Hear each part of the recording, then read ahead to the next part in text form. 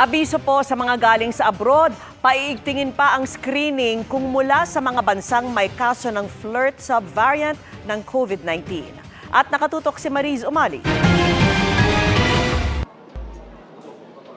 Sa ilang galing abroad, asahan ang pinaigting na pag-screen ng Bureau of Quarantine kung galing kayo sa mga bansa kung saan may mga kaso ng COVID-19 flirt subvariant.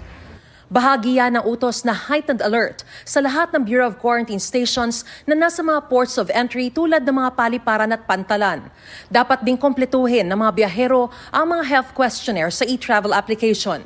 Pag-iingat ito ngayong kumakalat ang flirt variant sa mundo, bagamat wala pa umanong dahilan para maalarma. Tayo po ay nagmamatyag para sa pagpasok kung meron man ng ating KP2 and KP3 COVID variants. Mild po sila. Hindi ho problema yan at kayang-kaya ng ating sistema.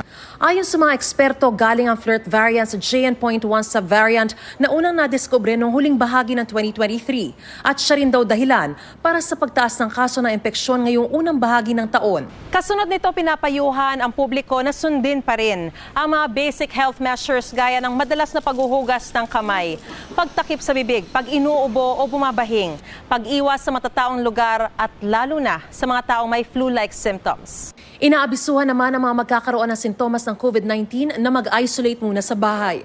Sa mga may anumang alalahanin, maaaring kontakin ang DOH sa 02-8651-7800 o 894-COVID.